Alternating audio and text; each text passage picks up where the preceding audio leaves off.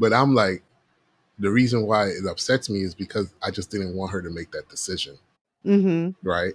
If that's the decision she actually made, because we don't know. It could have been part of, that whole setup, but I need there's questions. But I just seeing her potentially embrace the devil, I was so mad.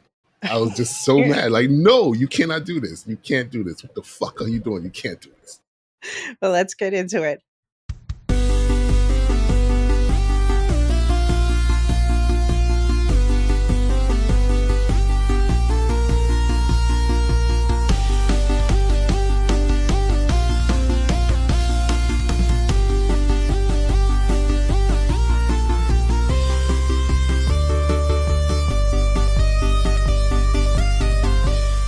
Welcome to Comics Versus Does the MCUniverse by the Hellhounds of Lore. I am Elysia, standing by with a pizza and a special deal that will change your life. And I'm Jean, here to tell you something you should already know. Do not take that deal. But we'll talk about it as we talk through Ironheart episodes 4 through 6, released this week on Disney+. And yeah, we're going to go right into spoilers this time. Check out our last episode covering the first 3 episodes for a spoiler-free intro if you're wondering if this is the show for you. But we have a lot to talk about this week. And everything Marvel, TV, movies, comics, all on the table might be brought up for the discussion.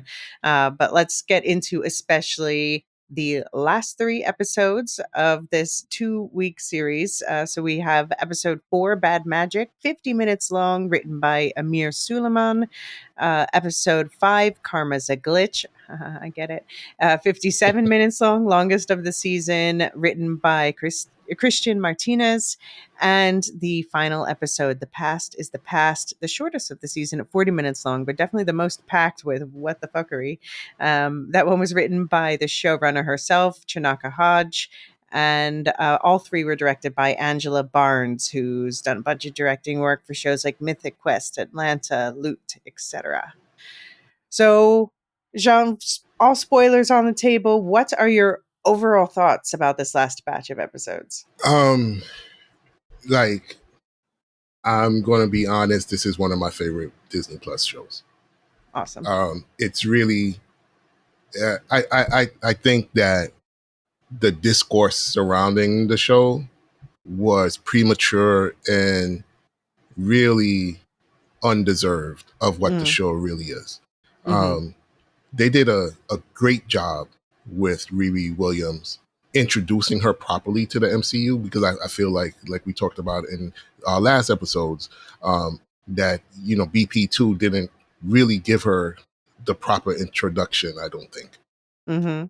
But here you really find Riri, and you really find who she is and what is driving her, her family, her friends, just overall good character building for someone who I think should be a part of the MCU going forward.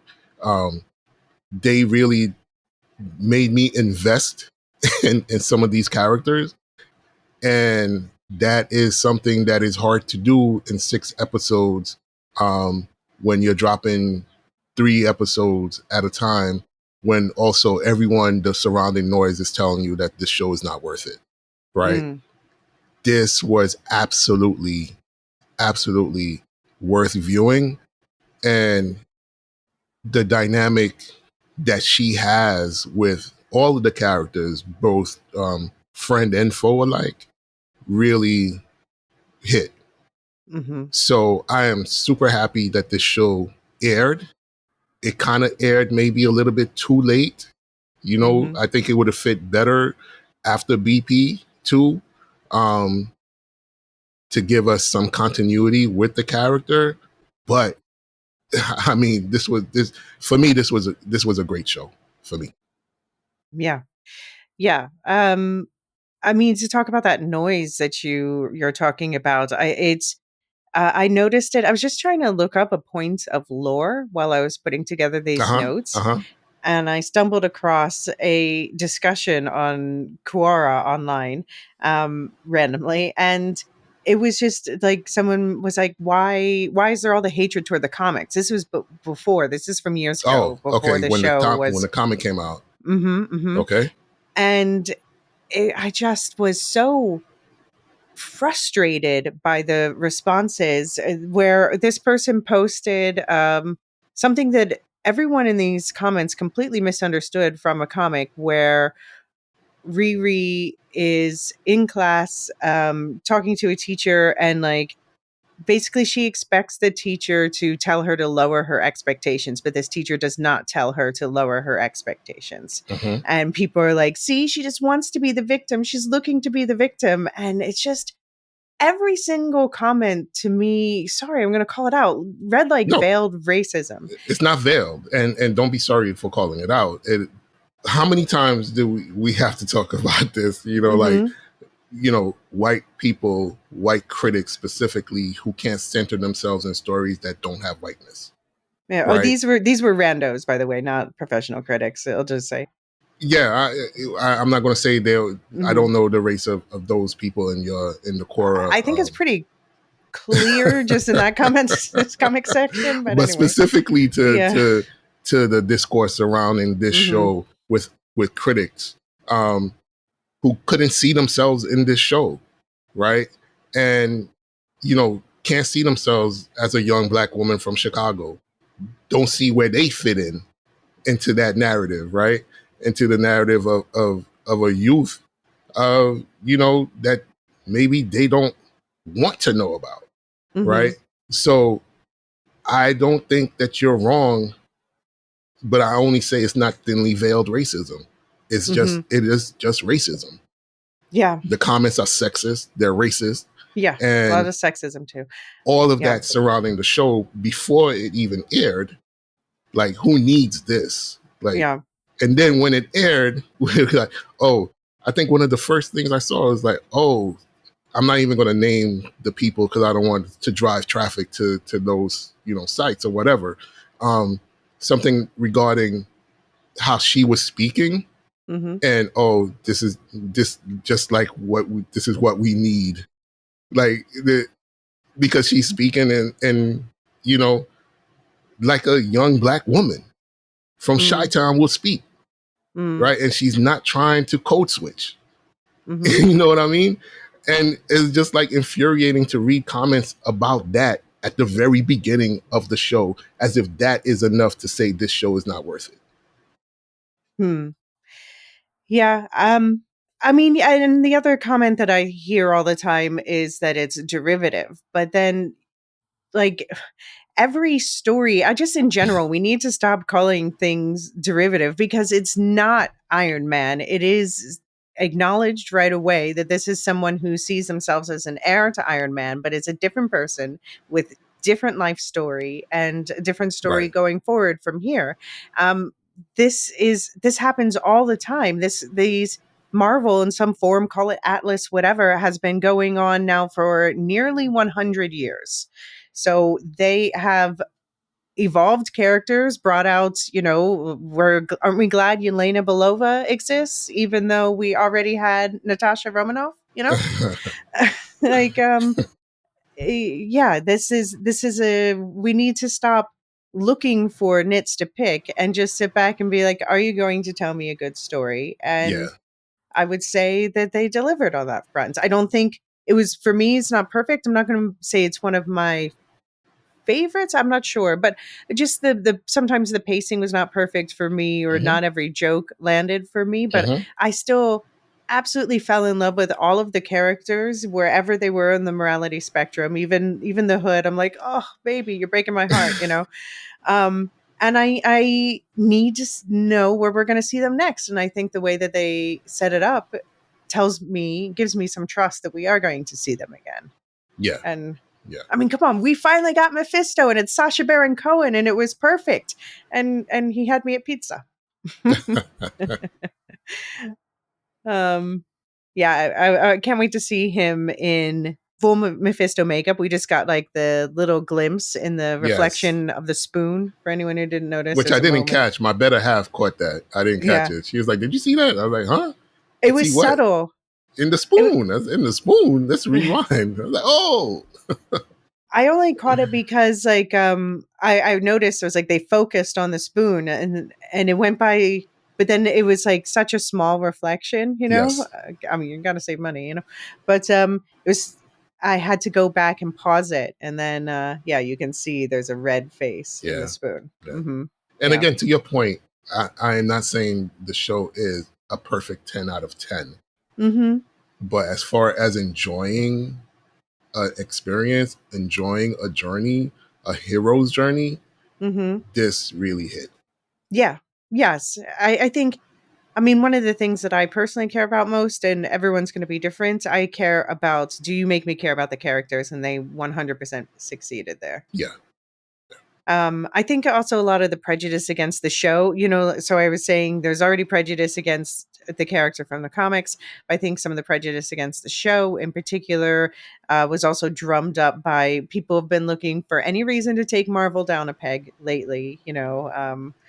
And this show was filmed a few years ago and then delayed. You know, like you said, it should have come out after Wakanda Forever. And the question is why? And I don't think there's not a clear answer because it's people Yeah. like, oh, is it because the quality's bad? And is that Right. why they're Right. Right.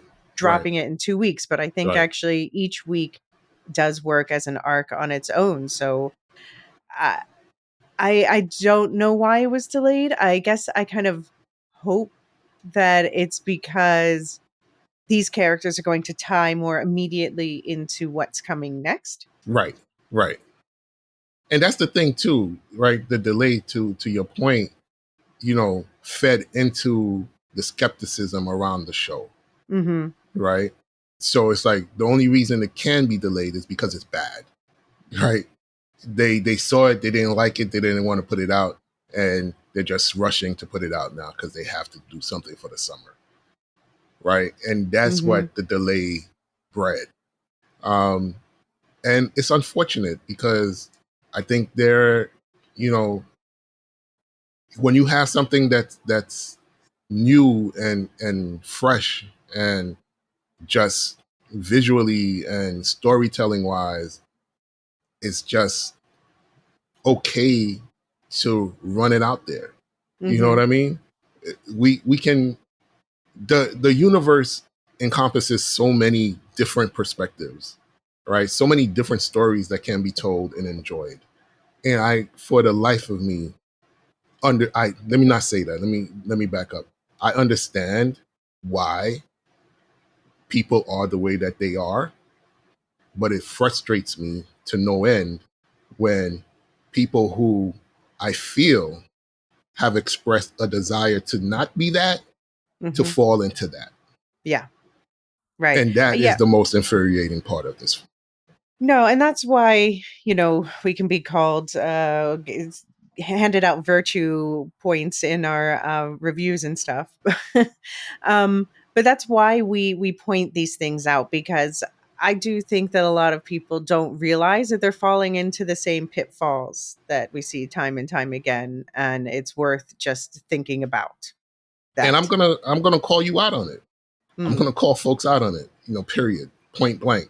yeah. And, you know, I don't have the wherewithal any longer to stomach foolishness and Mm, to couch and to, you know, try to make sense of other people's failings, right. right? In this regard. I'm Right. not doing it. I'm not here for that. Right. You know, if we want to get into the back and forth of why something you didn't like something, that's fine. But Mm-hmm. don't hide behind words when all you trying to say I don't want to see a story about black people. Mm. Period. Or And brown I people. Or right. And Muslim people. right. Or gays. Mm-hmm. Or trans or queer folk. For space Right? witches, justice for space witches. Right. You know what I mean? Like, come on. Yeah. Come on. Let's not, beat around the bush. Be honest with your, you know, bigotry. Right. And to your point about, that it's not that we think everyone needs to like the same No, thing that not we at all. like, because you and I often disagree on Yes, what we absolutely. like. That's why I think that's why I love our ranking episodes. um but But that it's and that makes it fun, right? It mhm, makes it mhm. fun to have people who, I might have watched the same thing.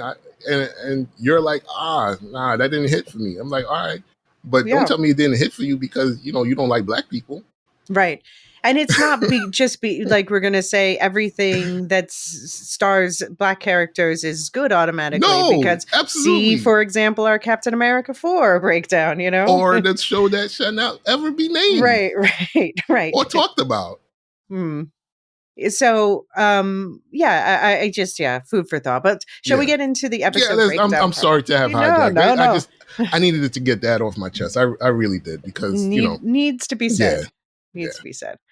All right. So again, going to be mixing those three episodes together, talking about sort of one plot arc at a time.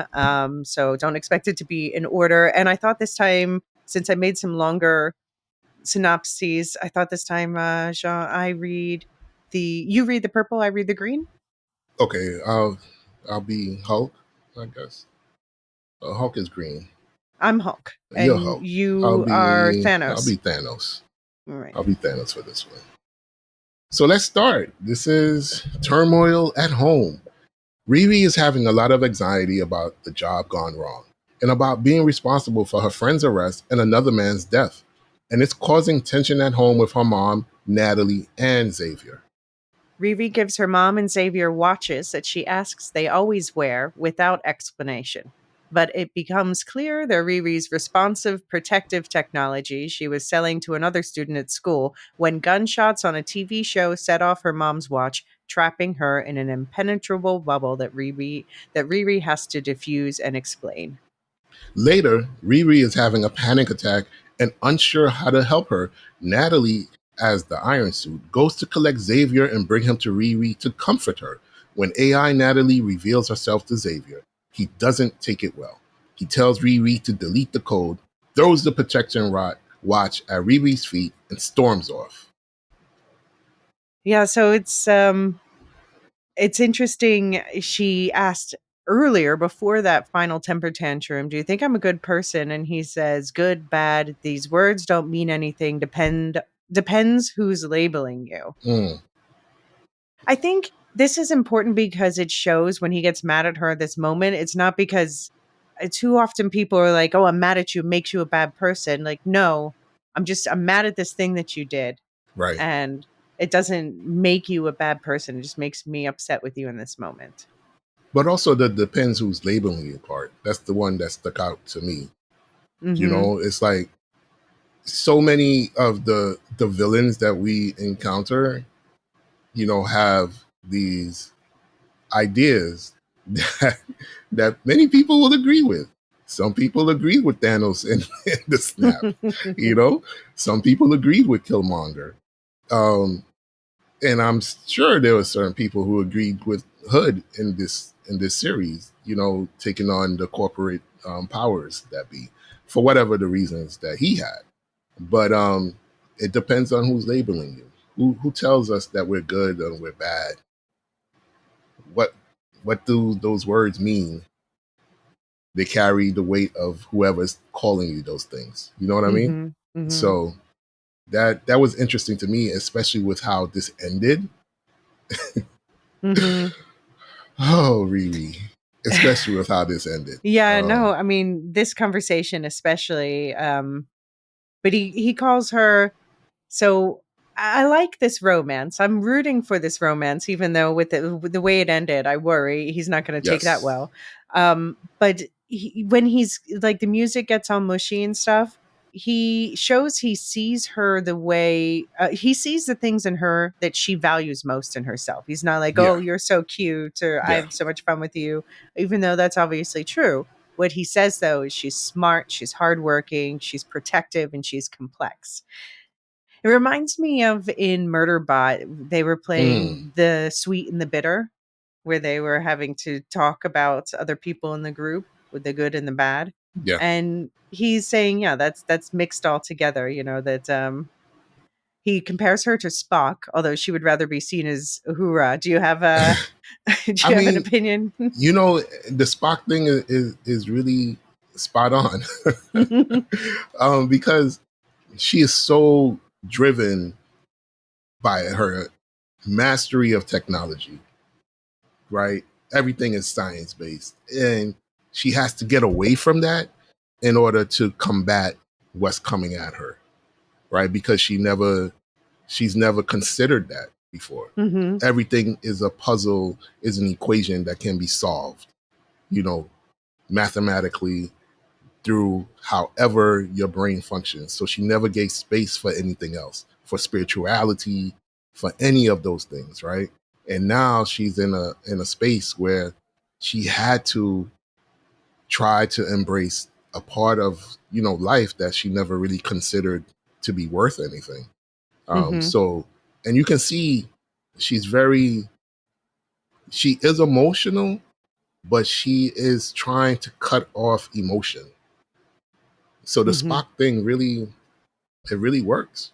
Yeah, it took me a moment because I see her as having a lively personality, and Spock is not having a lively personality. Mm-hmm. But when I thought about it, for all the reasons that you were just saying, I had to agree that that is the case. And then I wondered, I was thinking about, we were talking about it last week. You were just saying a reviewer described her as dour. I was like, does anyone ever describe Spock as dour? Because Mm, it's the same. It's for the same mm. reasons, yeah. Yeah, yeah, that's a great point. That's a Mm. great point. But they give us a moment of characterization, kind of on the nose, but effective, where she falls asleep in her suit because she Yeah, literally cannot relax without actual armor protecting her. yeah, I have a question though. Riri's apparently never kissed anyone because she's 20 right now, so that is surprising. But we were just talking about last week exactly. how she went to college when she was 15, so she was skipping life steps indeed, because who's going to kiss a 15-year-old in college? In college, Obviously, I exactly. mean, yeah, shouldn't be. She's never been really around her peers outside of Natalie, her Yeah, peer group. that's true, that's true. So yeah, that also, I was doing the calculations and I realized she had been in college for 5 years at the beginning of this show. Then, so that means it does give a little more context to them being like, okay, we're done giving you grant money. Right. Yeah. Yeah. The I was looking it up on Disney Plus. There's the official timeline. They put all the shows and movies in one timeline, Yes. and this is set between Thor: Love and Thunder and Werewolf by Night. So that would put it in fall of 2025, Okay. whereas the latest two, Captain America 4: Brave New World and Thunderbolts, they are 2027 because the MCU's been ahead of us for a while. I appreciated, by the way, I don't know if you caught that Yes. Ronnie, she was watching X Files, so it's a Love whole it. family of blurs. Love it. Love it. Yeah. And it was just, and it's just a fun dynamic, Hmm. right? You know, I watch sci-fi things, fantasy things. I read comic books. I collect comic books, and I'm hoping E does the same, right? Yeah. So we're shaped by the people who are around us. So she had her mom watching X Files, right? But her dad, her stepdad, was a brilliant mechanic. You know what I Hmm. mean? So how do they shape us? The people around us, our surroundings, to make us Right. become who we are. You know what I mean? So it was cool to see that she was watching X Files. It was like, ah, Yeah. Did you understand why Xavier was so mad about AI Natalie? Because you were thinking that he would be glad because he was saying he wanted to hear her voice. yeah. I think it was more of the shock. I was in the moment. I was like, why is he? I did think to myself, why is he getting so Hmm. bent up out of shape about it? Um, and I still don't have the answers for that. For me, I think maybe the shock of it all and then realizing that AI Natalie had been there for a while without him knowing, and Mm-hmm. he had no input into this. Like he's thinking that Riri just did this on purpose, right? Well, Mm-hmm. it was completely an accident. She didn't intend for this to happen, right? At least not overtly. But I think that's what it was. It's like, if you're doing this, how could you have done this without letting me know that you were doing this? Yeah. And do you see the distinction he draws between, because she brings up the mixtape that has a recording of Natalie's voice on it, and he says, "I'm honoring her, you're freezing her in time." Is that a valid distinction? I Or don't is think he so. just like I trying don't think to so. say something to not be a hypocrite? I think he's trying to say something, Hmm. and I don't think that's true, because freezing her in time would be listening to the same message over and over and over and over again. Yeah. That's freezing her in time. Yeah, I agree. I agree. This is sort of allowing something new to grow out of the memories of her. Right, right. And if we want to really analyze Xavier and his motivation, maybe that's more of an indictment on him than it is on Riri. Maybe he's realizing, you know what I'm saying? Like by Mm-hmm. seeing AI Natalie, what he's been doing with Natalie's memory. Mm-hmm. Hmm. Yeah, I mean, Xavier said some mean things about how Natalie, the AI Natalie, should be erased and not Yeah, his sister and all that. Do you think she was, and I hate to use the past tense, but as of the end of this series, I have to, was she capable? Was she really feeling those emotions, or were those reflections of Riri's hurt? that's a good question. I don't know. I don't know. I don't know to the extent that she is an AI like Vision. Right. I was just thinking of Vision too, because he certainly developed emotions. Right. But he had that other source of power to make that happen, right? He had the Mind Stone. So yeah, I don't know if AI's Natalie's emotions are completely AI Natalie's emotions. Right. There seems to be something extra there, something, yeah, extra. It's not Jarvis. It's more, No, she's more no. Vision than Jarvis. Yeah. And I don't Yeah. think it's Griot either, Mm. the Wakandan Right. Right. Shuri's AI. Right. Which is more like Jarvis, I would say. Yes. Yeah. Yeah. Well, speaking of evolution, let's talk about the evolution of Ezekiel. Things aren't going well for Riri and the Hoods gang either, because after the vision he was given at the end of episode 3, Parker now places the blame for his cousin's death squarely at her feet. And Ezekiel, aka Joe, isn't too happy with her either after the whole lying to him, dropping his tech, and getting him arrested thing. So Parker and the gang break Zeke and his confiscated tech out of prison, and Parker tells him to embrace his new supervillain identity and join his crew as the new tech specialist. And Slug helps Zeke implant tech under his skin throughout his body to give him superpowered strength, agility, and other physical skills, including electrical powers. Only, unbeknownst to Zeke, Parker is given admin status over the tech implanted in Zeke's body. So, woo, yes, Slug. I Slug. I mean, I don't know why I thought Slug was better than that. I just because You Slug is just played by wanted Shane. Slug to be better than that. Yeah, that's basically You really it. did. You really did. Oh, Slug is not cool. I Slug came around toward the end, I You think. think At so? least, yeah. Well, we'll talk about that later. But yeah. At this Slug was moment, Slug very was, happy doing that. She was yes, very happy. Slug was being They very were very uncool. happy. Excuse me. They Very were very uncool. happy. Yeah. And by the way, no anesthesia for the surgery. Yeah, that was wild. It's That making was me think wild. of Murderbot. You need a Murderbot in Yeah, there to shut it down. that was wild. That was wild. Mm, mm.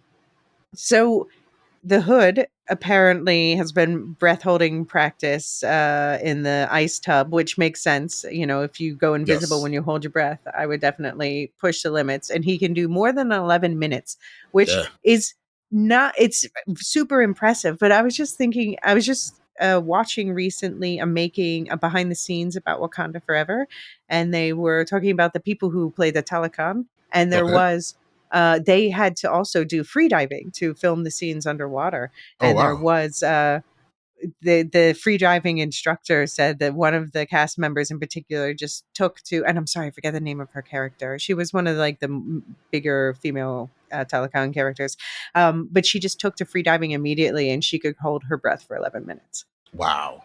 Wow. Yeah. Wow. Hmm. Clown is an interesting character.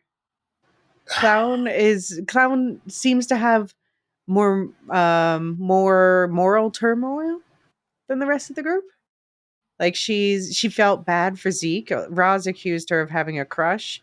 Um, but Clown was the only one who wasn't like, "Oh yay, somebody else take the fall." Right. She's like, "That's wrong." I mean, they all seem to have their soft spots, Mhm. but they're all comfortable doing terrible things. How terrible thing, how bad depends, right? Because I feel like they were all hurt by learning of Rampage's murder, Mhm. right? But they were ready to kill Riri at the same Right. time. But they were ready Mhm. to kill Riri at the same time because they felt that Riri killed cousin John. Right. So an act of vengeance or retribution for that. I'm not sure how much I would trust any of them. Mhm. You know, I don't trust Clown. No. I think the wind blows and she'll, go with the way the wind is blowing. Mhm. Um, She might be one of the smartest of the crew in some, or yeah, the she most might observant in definitely certain the ways. most Yeah. observant, absolutely. But she looks like she's a person that would, she's gonna look out for herself. Mm. Makes number one, and number two, if you cross her, she's gonna go after you. But there is some sort of code that she is trying to live by, Yeah. because I think they all got duped by Parker's mission Mhm. without knowing how personal the mission was or Right. is to Parker. Right. I mean, he promised them money and he delivered. Yeah, he did that too. Yeah, Yeah. Yeah. but it wasn't He, like robbing, poor people. I don't know if they would have gone to the hood and no. you know what I No, mean, no, they're robbing the 1%. Yeah. right? So I don't Yeah. know if they would have been on board to No, the I extent agree. that they were on board if it wasn't that. Right. Yeah, and I think that varies per person, but yeah, I agree. I agree. Yeah. And I mean, but I'm with Clown on poor Zeke, who is not just Yeah, arrested, but now yeah, everybody knows his name. He's got a reputation. yeah, man, that was messed up. And the really messed up thing is Obadiah was his father was Yeah, remembered as a good man despite not being a good man. He was a bad yes, guy, but they're like, yeah, just let people remember him as a friend and whatever. So now Zeke, who is the better person of the two, but is now seen broadly as being the evil son of the good right, father. So right. he's kind of like the opposite in a way. I, I really felt bad for him. You Yeah, he know, didn't want to become his father, but he no, became worse in a way, like because yeah, he's now being blamed for villainy he didn't really that feel, he but didn't really commit. it's probably being pushed into. Yeah, yeah, because he tells Riri at one point, I have so much anger. I have all this power and so much anger. I don't know what to do with it. Mhm. I have all this power in my body now that he did the surgery and so much anger. I don't know what to do. Yeah, yeah. Yeah, So if exactly. that's not the beginnings of a possible villain turn, Mhm. you know, but Yeah. I just felt bad for him. This is somebody who wanted nothing, none of this at the beginning, right? Mhm. He was very explicit. He told her, please, please, please, just make sure I don't get caught up in this. I'm just stockpiling missiles in my basement just for funsies, but there's plenty of, and I said it low. I said eat, pray, love, uh, but it's what is it? The live, laugh, love yeah, side. yeah. So I saw his his mat in front of his bunker in this one, it said live, laugh, leave. Live, laugh, leave. Yeah. Which, okay, he's putting the key under there, dude, but also very cheeky of Riri, who just got the man arrested to break in and use Yeah. his lab while Just, he's in jail. Like, I mean, Riri. she's infuriating. She really pisses me off, man. Mhm. Like, I just want to, yeah, she just pisses, this, some of the things that she does just, it's like, yo, let me talk to you for a minute. Mhm. Come over here, sit down for a minute. Let me really talk to you. Because what you're doing right now, you know, it's some selfish shit. And it's not cool, you know? But the thing is, I've been around people who've done selfish, uncool shit. You know what I mean? And it is like, yeah, I'm not listening to you right now, Jay. You know, I gotta do what I gotta do. And I think Mm. that's the mode that she's in. Like, yo, I Mhm. gotta do what I have to do. And I don't care. But the point is, doing what you gotta do inevitably always ropes other people in that don't want anything to do with it. Mhm. Mhm. You get other Yeah. people hurt. Yeah, she asks at the end, nobody else is going to be affected, right? Yeah, like, And it's oh like, my God. everyone who is connected to you is going to be affected by the You things can't you be, do. That's how it yeah, works. that's how it works. That's how it works. Mhm. But she's refusing to see that because Mhm. she's really in this, you know, selfish mode right now of her life, where the Hmm. only thing that really matters is, you know, her. Hmm. So we just did the Murderbot recording shortly before this Mhm. recording, and John asked basically what size rocks should we be lining up for somebody to kick. I'll let you know later because I haven't watched this episode yet. I haven't watched No, no, this no, no. episode. I meant for this for Riri. For Riri. Oh Yeah. man, I'm, you know, it's a considerable size of rocks that she needs to be kicking Mm. because the choices that she's making, man, I can't get down with. I can't, and Mhm. I just want to see her be better, right? Mhm. But at this point, she's not better. Mm. All right. Well, let's take a quick break here. When we come back, we're going to talk about some of Riri's more magical mistakes.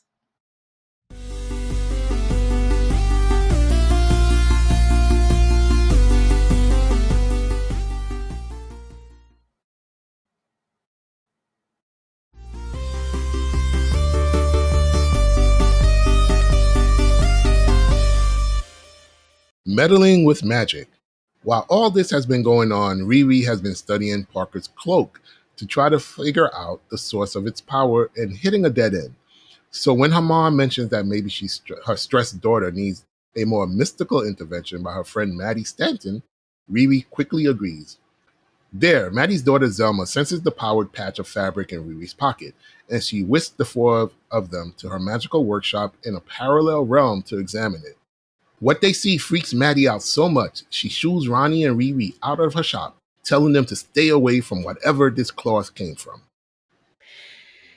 Yeah. So Zelma. this, yeah, Zelma. I was so when I first. I'm glad that I watched this before I saw anyone who uh, spoiled that, because I didn't realize that Yeah. Zelma was going to be in this at Okay. all Okay. Me neither. Me neither. until this episode. So she's played by Reagan Alaya, by the way, and this is definitely a character from my corner of the comics, as you might have guessed Yes. from the witchy nature of it.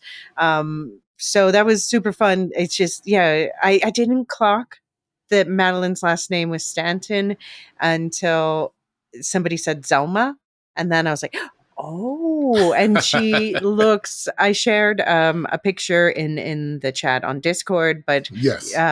they styled her just like her. They gave her the hat and the beanie and the thick rim glasses. That's very Zelma. Um they definitely have a bunch of Easter eggs to the comics version of her character in here, like the fact that she does not run a shop in the show. She's a librarian in the comics. But this shop, the fact that there's books there definitely is a wink toward her, the librarian. So the shop's called Stanton's Sweets, Reads, and More. And that more is doing a lot of heavy lifting. Oh man.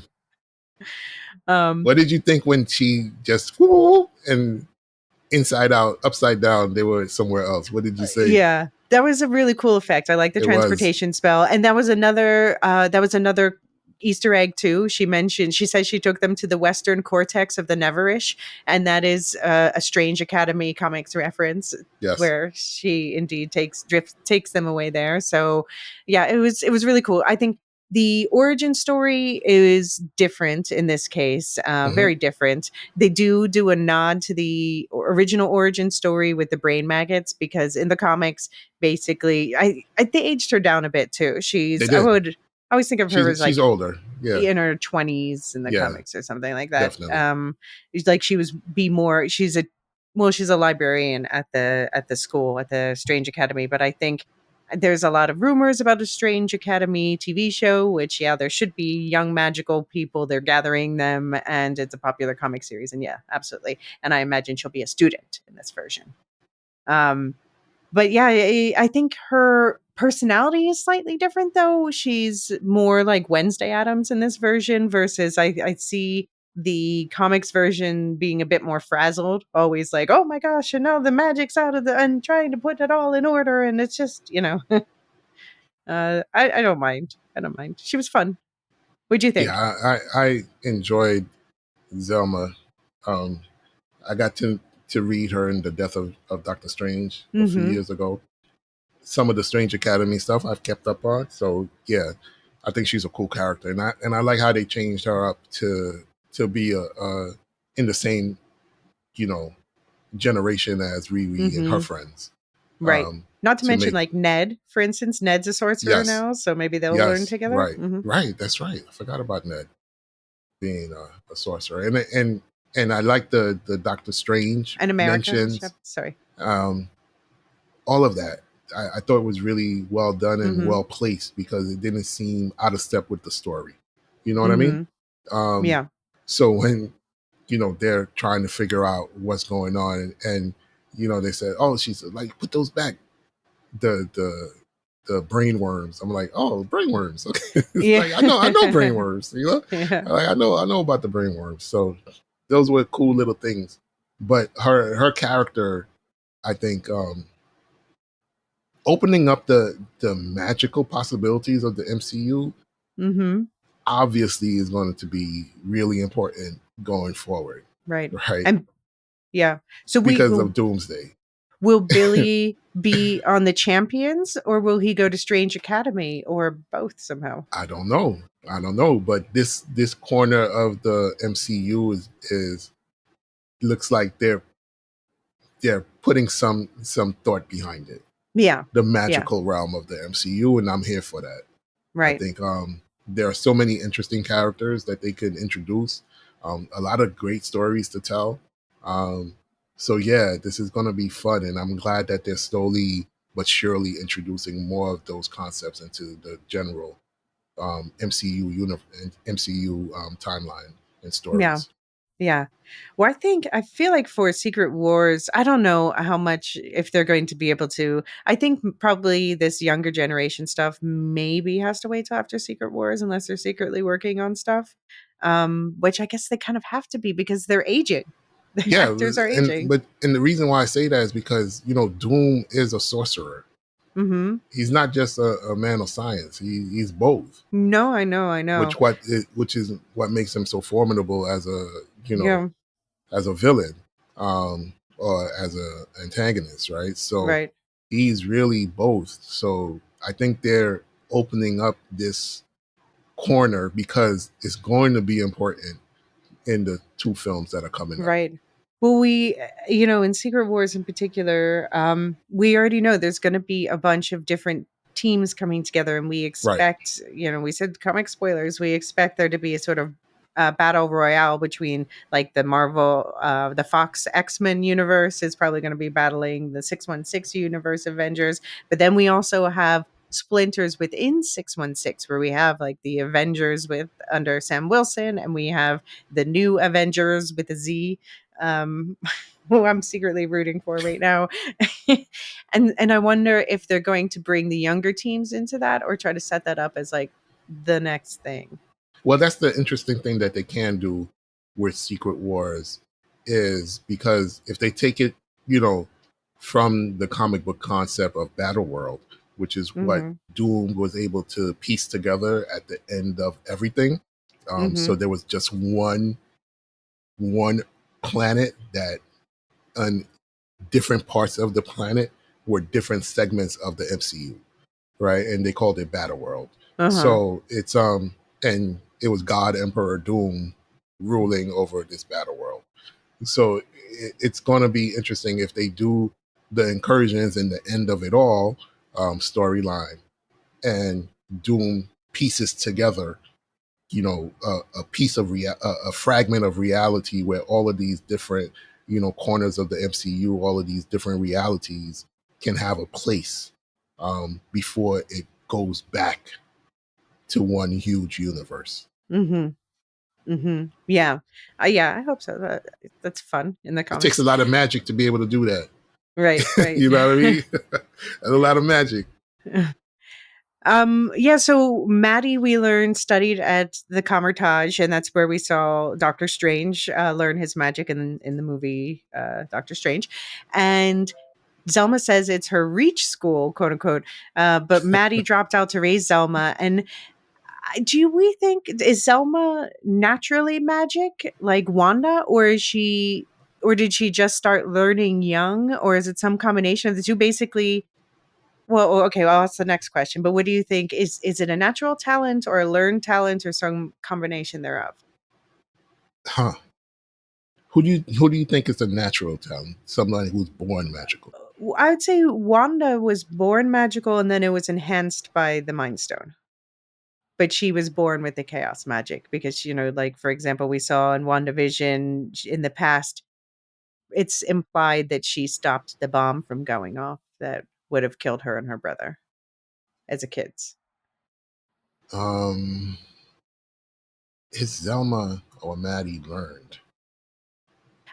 Maddie seems, I don't, because usually people go to Carmitage, or at least they learn sorcery there. So I went on a deep dive into the difference between sorcery and witchcraft in Marvel and in Mm-hmm. general. And this is the kind of the consensus that I came to is there's some quality. The question is whether it's innate, but I think also it's about so witchcraft is drawing on magic within, like Agatha. She can take some other witch's magic and absorb it, but then it's adding to her own internal power source. Versus Doctor Strange or what's her name? The Eternal one, the old one. What's the Eternal one? Um, The ancient one, the the ancient one. eternal one. Thank you. Tilda Swinton, Tilda Swinton can like draw on the energy of other universes. So that's an external source. And so in sorcery school, you go to sorcery school, Camartage, it teaches you to draw on external power. And the witches in the Marvel universe seem to mostly be hedge witches where they draw on internal power. But for the most part, Wanda aside, they need a coven in order to draw their strength together to use it. Then I think it's learned because they were drawing from Mephisto's Other, realm to power the suit, yeah. She right? calls her So witchling, but I think that's just a turn of phrase. yeah, I think it's learned. Hmm. Yeah. Okay. I'll go with that. And she just But started at a young age, and she's a prodigy with it. and yeah, and you have to have, you know, you have to be able to use what you're learning, Mm-hmm. right? You have to be adept at it. Mm-hmm. Um, so some people are probably more magical than others, and if you learn how to channel those energies, then you are what you are. Where other people may be obtuse with magical learning, Mm-hmm. right? So they can't get it. Right. Right. Okay. Okay. Well, speaking of magical items, the we have that piece of cape that they're studying throughout, and it goes invisible from time to time. I'm assuming that it's going invisible when he's holding his breath Yeah, that's elsewhere. what I thought too. That's what I thought Yeah. too. So it's interesting that it's like a connected to the cloak, like a reverse phantom limb in a way, Mm. where the severed limb feels what the body does. So I guess it just means that like the cloth as an entirety was enchanted and it maintains the same enchantment. Yeah. We learned that it's powering Parker's powers through internal combustion. So like inside the cloth, it's having a combustion response, but um, unknown energy source. And this is obviously we learn later it's coming from a different dimension, and it's Mephisto's dimension, which I think we can just clearly say now it's basically the Marvel version of the Hell dimension. Yeah, he's the devil Yeah, of the yeah, MCU. but not to be confused with the Hell dimension that we see in the Thor movies, Right. because that's That's that's Asgardian. one L. Yeah, yeah. I think it's interesting when Riri's talking to Natalie about it. Natalie says, "Energy doesn't just pop up out of nowhere. That defies laws in physics." I'm like, "Well, here's evidence that this Natalie, AI Natalie, is actually a reflection of Riri's brain, because I doubt Of real Riri. Natalie would know Yeah. that stuff." Yeah. But it is interesting. So I'm always looking for more clarification on the magical side of the MCU. And so Mm-hmm. apparently, Mm-hmm. according to Zelma and Maddie, when it disappears, when they see it disappear, they say it's natural, which means it's not enchanted or witchcraft. So it's created in another dimension. Which okay.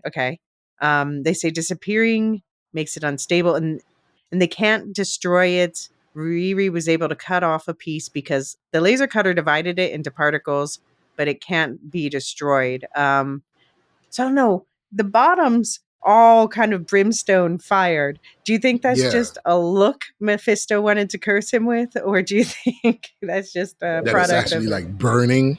Yeah, I think it's burning. yeah. Yeah, I think it's burning. I wonder if it would get shorter gradually over That's time. that's my thought process. My thought process is the more you wear it, the more you use it, and as it changes you, it burns. It burns up. Mm, that would be cool. That would be cool. What happened to it at the end? We'll We come don't back to this, but know. Riri grabbed it from Parker, and then when she went in to talk to Mephisto, she wasn't holding it anymore. No, she put it down. So we don't know where it is after No, this. no. Parker, yeah. Okay, all right. And We'll she get there. wasn't We'll get wearing there. it. She wasn't wearing it when at the end when she hugged Natalie. Uh huh. Even No, though no. her skin started to change, but Right. she wasn't wearing the hood at that time.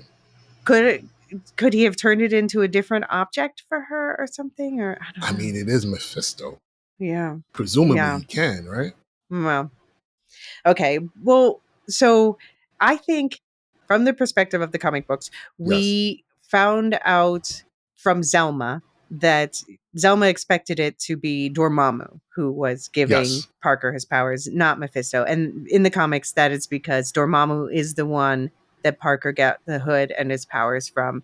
yes. I honestly think Mephisto makes more sense. I agree. I agree because he's given you everything that you desire.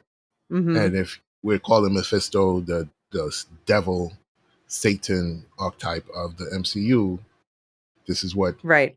that archetype would do. Yeah, Mephisto's the one who makes deals like that. Yeah, Dormammu's more interested in conquering, and Mephisto's more interested in like collecting souls, basically. yeah.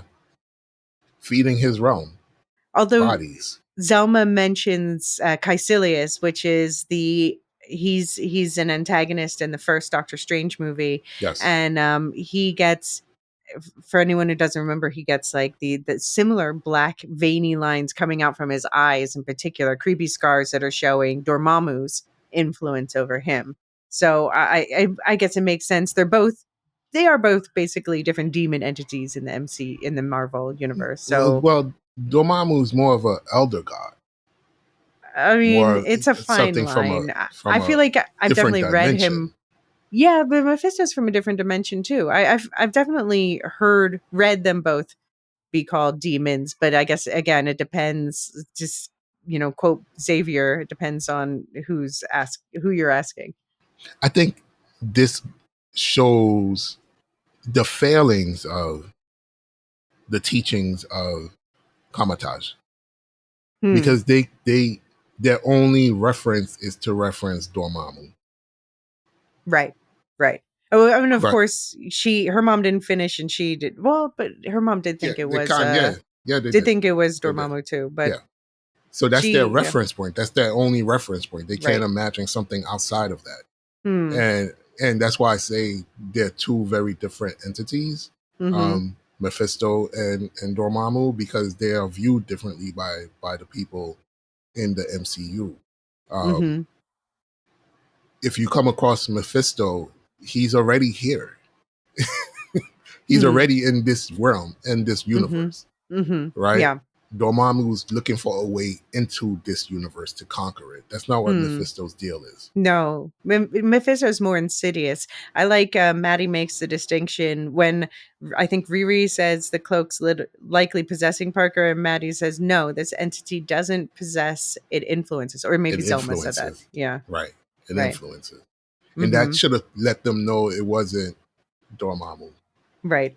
Although Zelma's another one who I wanted to just like shake her a few times and be like, somebody call this her mother. Like,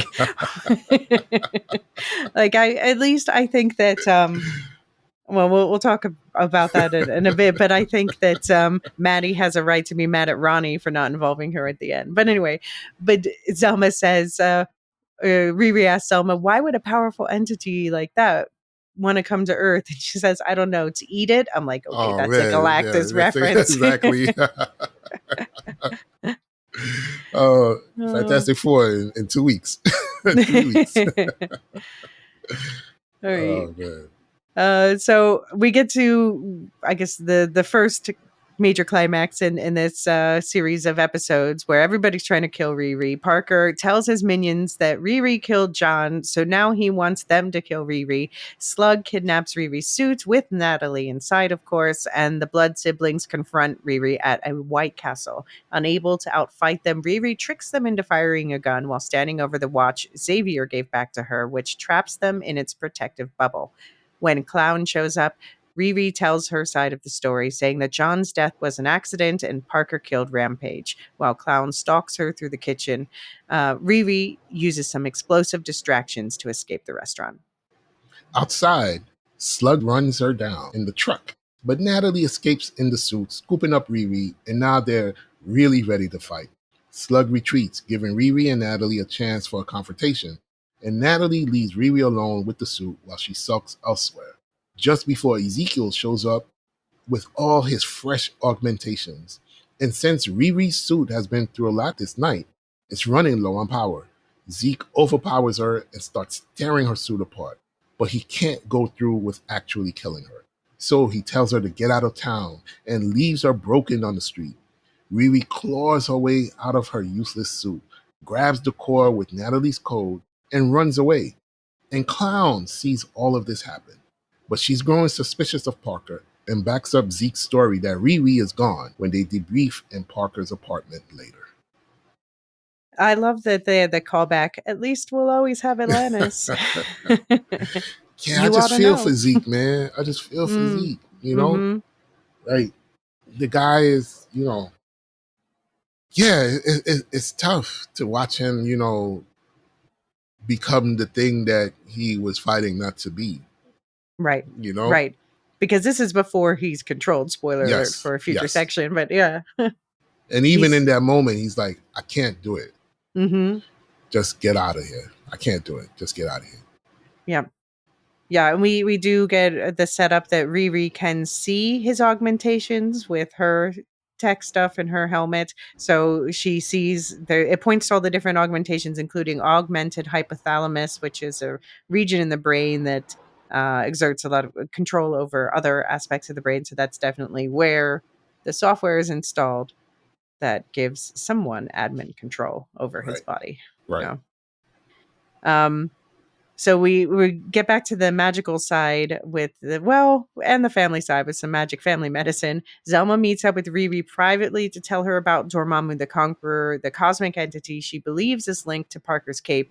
Zelma believes that Riri can't face Parker without a little magic of her own on her side. So after Riri finally tells her mom everything, and Ronnie and Natalie remind Riri of all the good memories of Gary and human Natalie that Riri has been running away from in her grief.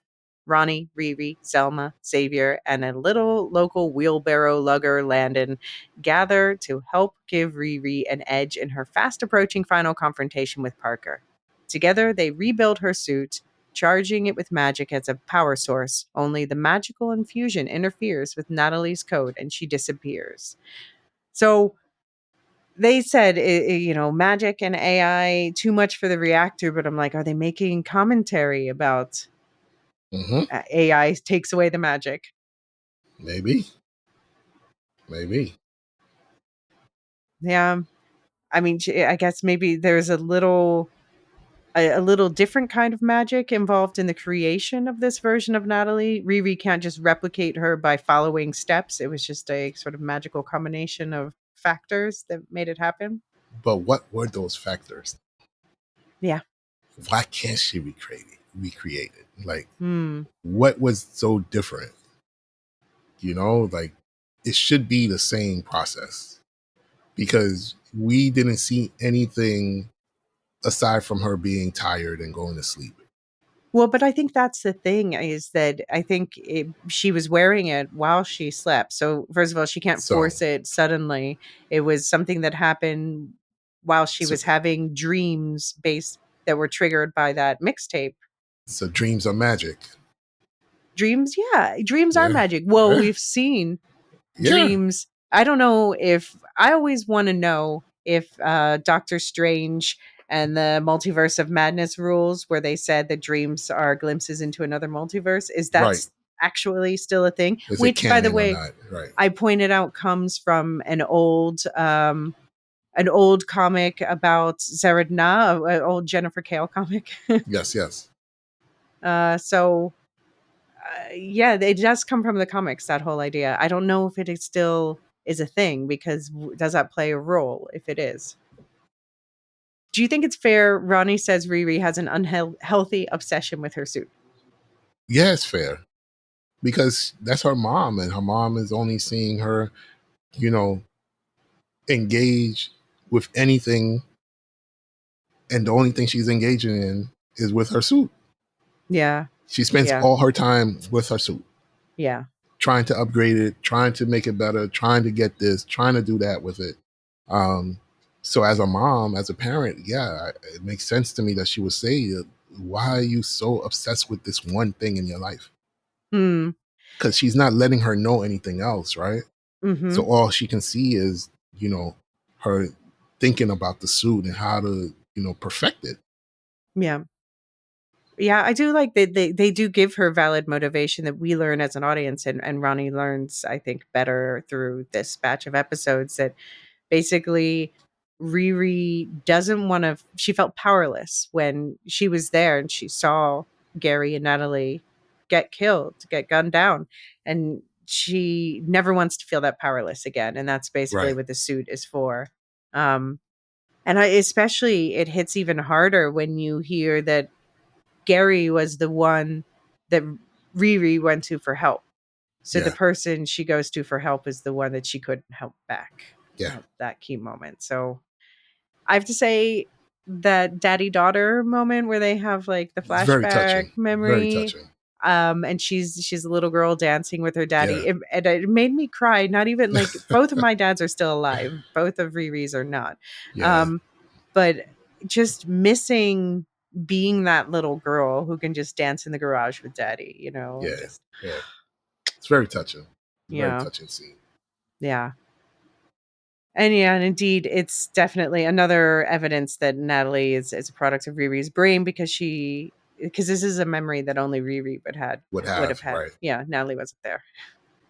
What did you think about, so the car, this 1971 Plymouth Oh, Barracuda, we saw it in we saw it in we met the car in Wakanda Forever, and we learned that Gary was he yeah, fixed it up and was building it. He gave it to Riri, who helped him restore it, as we've seen in this show. She ended up selling it, she said earlier in the show, for suit money, and now her mom bought it back so that she can strip it for suit parts. man, that hurt. Like, that car was fresh, yo. That was a dope ass car. I'm like, oh man, that's classic right there. I And it know. looked great. It wasn't Hmm. beat up. It was just like, wow. And then they started taking it apart, and I was like, "Oh man!" Yeah, But I understood. I understood. yeah. I had a visceral reaction, but yeah, I understood, especially when she said, "When Dad gave me this car, he told me it'd always keep me safe." Keep me And now safe. Yeah, it's literally making the suit that keeps her safe. yeah, So I guess it's more meaningful, but it's going to hurt when inevitably, like, the thing is, with Tony being a billionaire, you never care about his suits getting destroyed, right. because it's just whatever. Literally has dozens on his Right. fingertips. But this suit, when this suit inevitably gets destroyed at some point, it's going to hurt like a character. Yeah, and that's what makes, you know, Ironheart a cool character to me, Mm-hmm. because the suit is not forever. Mm-hmm. She always has to keep it in tip top shape, Right. right? Because she just can't get another one willy Mm-hmm. nilly. Right. Right. This is She has it. to give up a lot to make one. Yeah, Yeah. yeah, Yeah. Yep. And luckily, Xavier's come around because when his headphones from his sister finally died, he opened the new set that Riri gave him last week and finds a note from her inside. And he says it was a cheesy note, but there was a quote in it that said, from Captain Kirk, that said, "Of my friend, I can only say this. Of all the souls I've encountered in my travels, hers was the most human," which is apparently a quote about Spock. I have to say, I'm not a Trekkie expert. I grew up with it, but I sort of drifted away from it. But apparently, it's extra appropriate that it's a quote about Spock. But obviously, here it's reminding it was about Natalie, the human Natalie, but now it right. also applies to. AI Natalie. Mhm. Of all the souls I've encountered in my travels, hers was the most human. Even though Riri does call Natalie in this scene a holographic manifestation of my brain that she says makes her feel more like herself again. And Xavier, I love, he gave her the coffee cup. He said, "Reporting for duty, Captain." And it says James Tiberius on it, which is Kirk's name, Captain Right. Kirk's name. So he's saying, "You're not Spock, you're not Uhuru, you're Uhura, You're the you're captain. Captain Kirk." Yeah. Yeah, you're the leader of this show. Yeah. And he says that he doesn't that he says that he doesn't like what that she created Natalie, but he will try to understand. And I like, that's not like this immediate about face, everything's Yeah, fixed. yeah, It's human and nuanced yeah, reaction. yeah. Recognizing that my outburst was unwarranted, but I still got feelings about this. You know. Mm-hmm. Mm-hmm. Right. But I care about you, and this is Yeah, like something we disagree over, but I see that it's actually been important very to you. good for you. Yeah. Yeah. Yeah. Yeah. Yeah, and Little Landon comes back. He's barely in the show. He does have, like, he had some cute lines, and adds like the cute cheeky smile. I do wonder, like, I do wonder if there was more with him that was cut out, Mm. but then they had him in these scenes, so then they had to do the setup in these scenes because it feels like, I don't know, maybe he's just there for to be adorable. Because he was a great He's character. I like him. very cute. He's Yeah, fun. very Yeah, cute. Yeah, yeah. brings a lot of levity to the scenes that he's in. Mm-hmm, mm-hmm. He was underutilized though, so I just Yeah, wonder if there was yeah. a reason for that. But yeah, Riri still had his wagon and owes him money for the rental. Which, Riri, that's messed up too. Give the kid his wagon back. What are I you mean, doing? I'm telling you, she's making bad decisions all over the place, man. All over the place. Oh. But I did love this whole montage with them doing the suit together. This is my other most obsessed with song. Santi Gold's "Disparate Youth" is playing. I mean, Together. the soundtrack to the show overall is excellent. Mm-hmm. Like, Very eclectic, but yeah, good. All bangers. and just it just fits. The tempo, the energy of the show gives off that the show gives off. The soundtrack matches. Right. So thoroughly enjoyed the soundtrack. Really Right. did. Yeah, and the songs are well chosen for their scenes. Like, I wouldn't have gotten as emotional if they hadn't gone with like that retro song for the daddy daughter scene. Right. So Brown yeah, Skin Girl. Brown Skin Girl. Yeah, I actually didn't know that song until that, but it was Oh, yeah, okay. perfect retro song.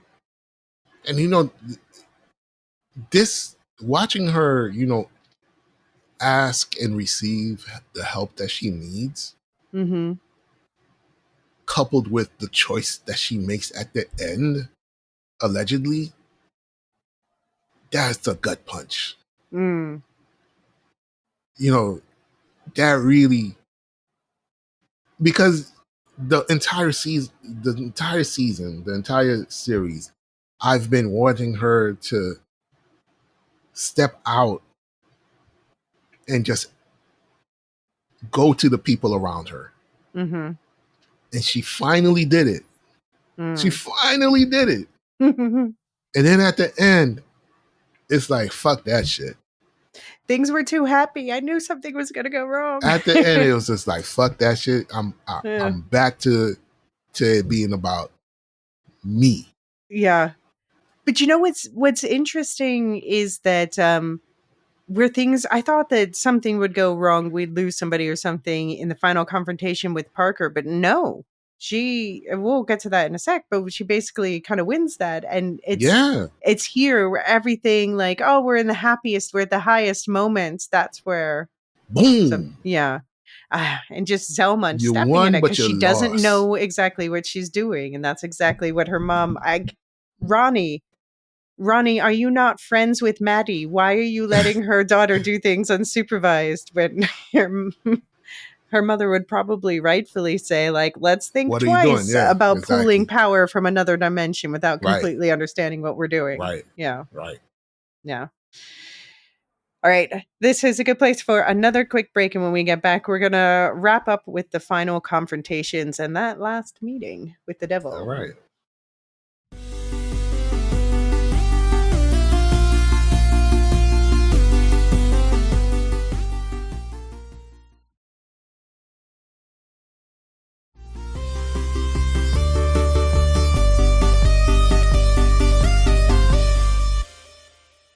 And the hood alone. Throughout these episodes, we see flashbacks to a robbery Parker did a while ago with his cousin John, breaking into the mansion of Arthur Robbins, CEO of Artworks Technology, Parker's nemesis, and his own father, as it turns out. John shoots a security guard who tries to arrest Parker as he's gotten the safe open, and the two split up. John gets arrested, and Parker escapes the grounds. In the present timeline, Parker's behavior, influenced by the hood, is starting to get more intense and erratic, and the crew is turning on him. Clown asks Slug to hack into Rampage's autopsy reports and then confronts Parker with the findings. Parker attacks the crew and kicks them out. After that, when Zeke refuses to join him, Parker reveals that he has admin control over the tech in Zeke's body. He can physically make Zeke do whatever he wants with verbal commands, and he turns him into his unwilling attack dog. First, Parker breaks into his father's house, confronts him, gets him to sign over all his assets, and kicks him out. So I love that they show realistically how Parker is mourning the loss of John, who's Yes, obviously someone. Although I still have questions because his father said you and your friend, as if like even if like John's not it's family. yeah. Although even if it's on the other side, he would know who it is. I don't know. Right. Anyway, um, but they show like Parker's obviously not the one who's going to be making the big speech or showing a lot of emotion while mourning, but we see it constantly in other Yes. ways. Yes. Apparently, John loved opera. It just made me think we never got to know John, where and where your mysterious dog came from. I'm still thinking about the dog. Do you still think, Sean, that John is a nicer guy than Parker? Oh, wow. Who do you think is like? Do you think one of them was a bad influence on the other, or that they were bad influences on each other? I got the sense that John was in the life, Mm-hmm. was about the streets before Parker was, and is kind of showing Parker the street life. Hmm. That's the sense that I got. Like, all right, you want to get back at this dude? Let's get back at him. This is how we gonna do it. You know, I feel like that's John. Was he nicer than Parker? No. Mm-mm. I don't think I can call either one of them nice at this point. No. No, I might be a bit influenced by the comics version where it does feel like John is the worse influence on Parker because I guess he's also the older one, but I don't know. I don't know. I Um, definitely believe John, you know, like I said, introduced Parker to the street life, mm-hmm, like mm-hmm, criminal, you know, activity. That was yeah, John. mm-hmm, Like he's been doing stuff longer than Parker has, definitely. yeah, I don't think they started together. You know what I mean? mm-hmm, yeah. Because Parker said it was after he was kicked out of his house, John found him, quote unquote. Right. Right. Yeah. Yeah, and I think this exchange is interesting that they had in this flashback where he says, "John, how do I find you?" And he said, "I'm never too far away." Okay, and of course, this is something Parker's remembering as he's mourning him years Right. later. But it does make me think about the fact that we have talked before about how the MCU has been spending a lot of time on the various afterlives Mm-hmm. of the different cultures of the MCU, and I've been wondering for a while if there's going to be some a storyline that's bridging, the mortal realm with the afterlives, Mm. in general. And now he's saying, "I'm never too far away" on the same show where Mephisto is. Right. Right. And definitely, where do you think John's going? Oh, John's in hell. John's in hell. Yeah. It's Yeah. not even. It's not even. John in hell. Mm. With the two L's. Yeah. Most definitely. I do think it's interesting they kept Parker's hands relatively more clean in this version. In the origin story in the comics, Parker shot a cop dead, and then John got caught and blamed for it, but he was not guilty. In this version, he was also guilty, and the cop didn't die. So it seems like, yeah, they're softening Parker in this version. Right. So I wonder about future hopes for him, but the other character I secretly wonder about future hopes for is Stewart, aka Rampage. Um, What? Thing is, did we see a body? No, we saw an We saw autopsy the picture of report. the body. We That's not enough. I don't know. He's a Punisher character in the comics, and he like replaces microchip. Um, could Uh, he have because it's Eric Andre, who's one of the more famous faces, and then he was so yeah. underutilized. What if all of that was a ruse and Parker knew about it, and that's why he was being so shady about saying the truth? And Eric Andre is going to turn up in the Punisher special or something. I mean, hey, stranger Stranger things things have have happened. happened. All Let's right, that's call a stretch. That's a stretch. That's a stretch on par with my stretch in the 28 years later episode about that. about Isla. Anyway, just pointing out, I also noticed Barracuda is so the car is a Barracuda, but there was a Punisher character named Barracuda. I don't think there's any link, but just No, I pointing don't it think out. so. I don't So think so. I'm just thinking about the Punisher special coming up. um yeah, I think you and I definitely both knew that Arthur was going to be Parker's father. Um, I hope that was a fun surprise for some Yeah. people. I was trying to tiptoe around it in the last episode, but maybe I shouldn't have pointed out they have the same last name. I mean, what a nasty old man that is. Mm. Oh my gosh. So despicable. He called So him a despicable. liability like at Yeah. 12 years old. I guess he was acting out, but he said he acted Jeez. out after his mom's death for attention. But I didn't want you, nothing personal. Like, Lord, that that was a man. little mustache twirly. That was a little That mustache that was twirly for me. that was really mustache twirly. I'm like, Lord have mercy. That Like, is, wow. Like, get this man. Yeah. yeah, like wow. Don't just sign it, shoot him. Yeah. I'm like, oh man. He says, you probably screwed a few people to get where you are, probably some who loved you, which is a good point. Yeah. Ooh, that hits. It's the Yep. cost of doing business, but the kick is it's never going to be enough. Never going to be enough. Cut to Parker sitting at his father's desk like it's a throne. He's the king, but he's sitting there alone with Yeah, only the person he's forcing to be with him. to be with him. Mm-hmm. Mm-hmm. Yeah. I do wonder, another reason why I wonder if any episodes were cut out is because at the beginning, John said that there was going to be a few heists before the big one, which was obviously this. And Parker says that he has controlling stake in a majority stake in all of Artwork's top performing companies. And he lists Tunnel. We saw the Tunnel heist. Obviously, he Right. doesn't say Heirloom because that didn't go Heirloom. well. Yeah, but he does mention Ganon and Procoin. So I think those were two other heists that maybe in another version of the show we would have seen, but maybe they decided to make it Oh, good less point. heists of the week. Good point. Okay. Good point. I wouldn't have Hmm. minded if we got Heist of the Week. Yeah, why not? I mean, that's prime time for character development. Yeah, I would have been cool with that. And that's probably where we lost Landon. Yeah.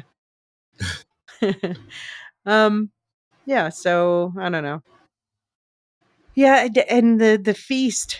Would you, if you were being forced to be there like Zeke is, and you're sitting in front of a feast of, and imagine it's all your favorite foods, would you have eaten the foods or stubbornly not eaten the foods? I'd have stubbornly not eaten. I don't know. I might I have eaten wouldn't the have done it. foods. I feel like, well, this sucks. The only thing that's good about it is there's excellent pizza in front of I'm me or petty. whatever. I'm petty like that. I'd have looked at that food and I might have spat at it. I'm like, nah. I don't care if you got my favorites here. I'm not eating it. I'm not doing it. I wonder if this tech that's in his muscle, so he's using a lot of energy up. Isn't he hungry? Isn't he extra hungry? I'm assuming that he is, but respect to him for making him make me eat. You don't have to Yeah. make me do it because I ain't Yeah. doing it just to make you happy. I ain't doing it. No, I respect Zeke for that.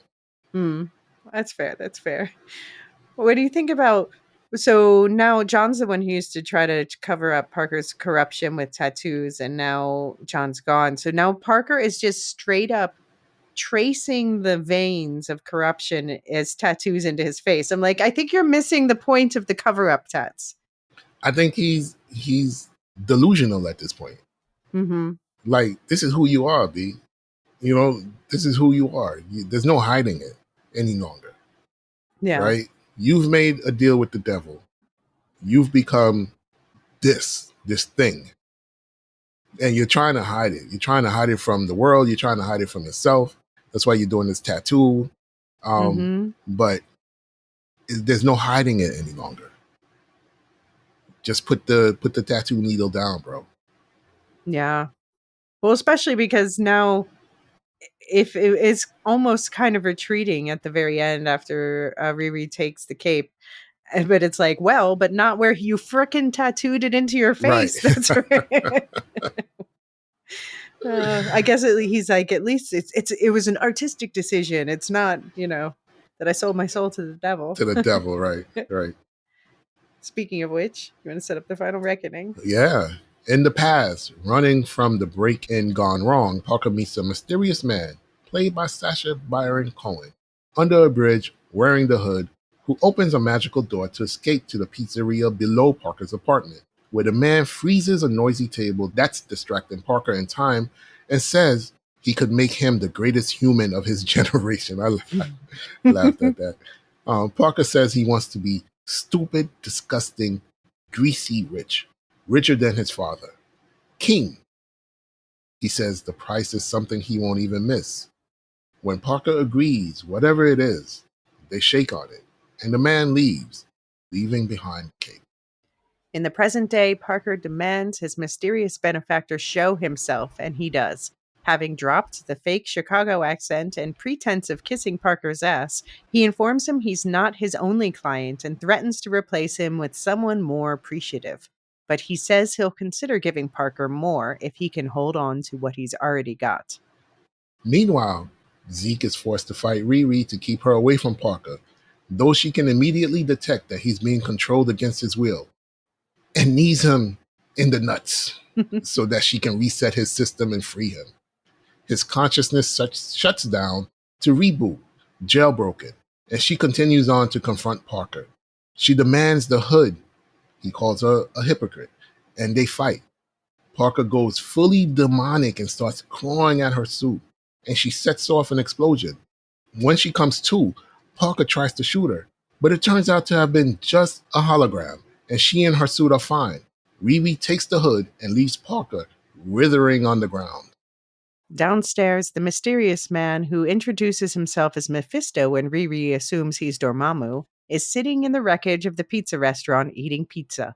He offers her a deal.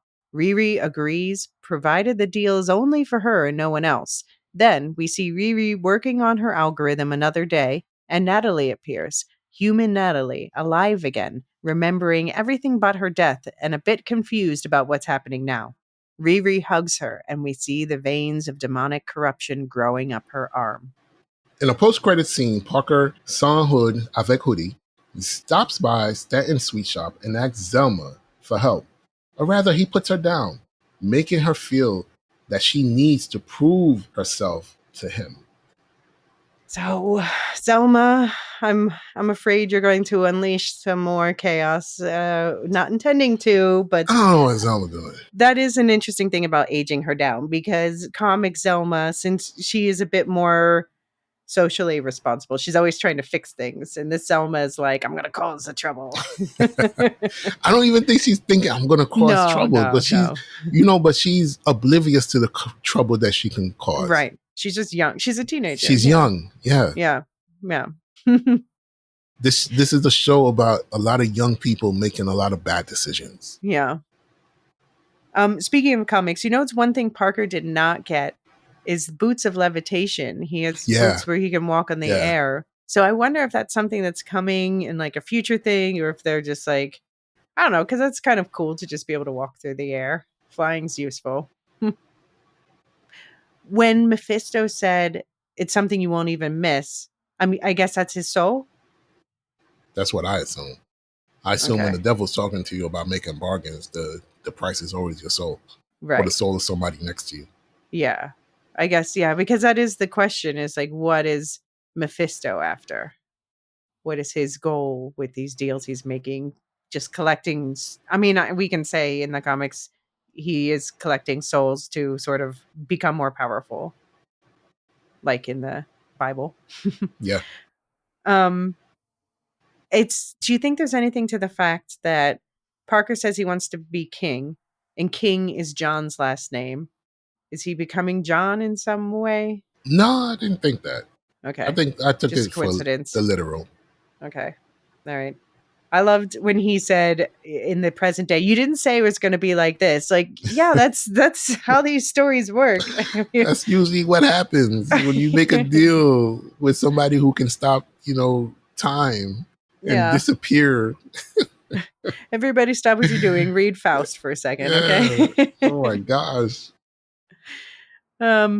He was like, they saved some CGI money for that final fight with Riri when his face goes full demonic. That was so creepy. Really good. It was really good. So creepy. Yeah. Although I'm curious about this hologram thing that she set up, because it seems like, so it was all a hologram, him clawing her apart and her exploding. But it seems like he felt it. Like he felt the machine parts he was pulling out. He felt the explosion. So is this part magic, I guess? I don't know. I had a question about that too, as the hologram was revealed. Like, how was he feeling what he was feeling? Mm-hmm. Is the suit able to, tap into your brain function? You know what I mean? I don't know. We know that the suit was imbued with magic, so maybe it was part of that.